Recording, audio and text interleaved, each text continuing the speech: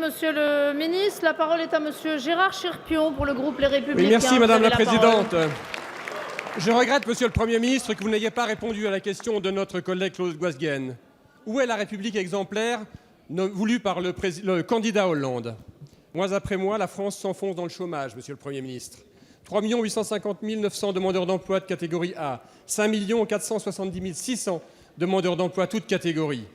Ce sont 42 000 demandeurs d'emploi de plus pour le mois dernier, auxquels il faut ajouter les 42 800 radiations administratives qui sont un moyen pour vous de limiter la casse. La France poursuit sa régression en matière économique. Ainsi, notre place de premier partenaire économique de l'Allemagne nous a été ravie par les États-Unis. Ce sont donc de nouvelles pertes d'emplois. Les résultats des élections régionales montrent une exaspération des Françaises et des Français face à ce manque de résultats de votre gouvernement. Face à cela, Monsieur le Premier ministre, vous annoncez sur un plateau télévisé un énième plan massif de l'emploi pour l'année prochaine.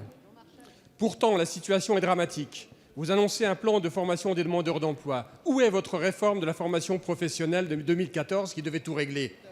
Pourquoi avoir saccagé l'apprentissage, véritable formation de réussite et d'excellence qui est en baisse constante depuis 2012?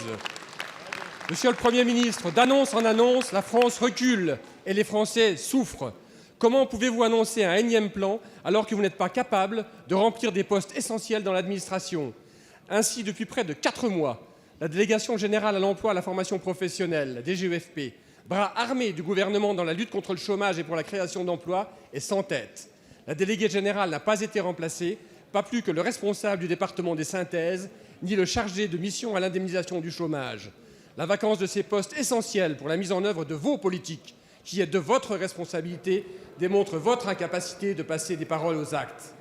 Monsieur le Premier ministre, quand allez-vous enfin cesser la communication à outrance pour trouver des réponses concrètes à la première préoccupation des Français, l'emploi? Merci, monsieur le député.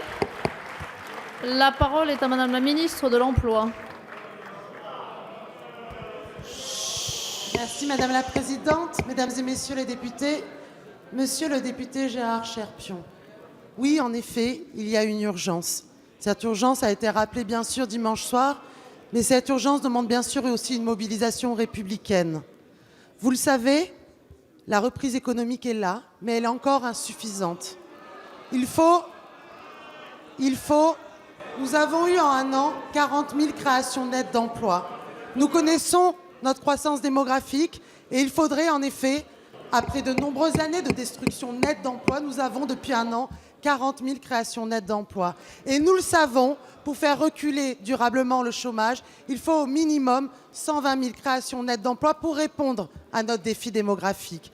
Donc, nous avons mis en place des réformes structurelles, le pacte de responsabilité, le CICE, qui nous permettent justement aux entreprises de retrouver confiance. Mais il y a des réalités dans notre pays qu'il faut regarder en face.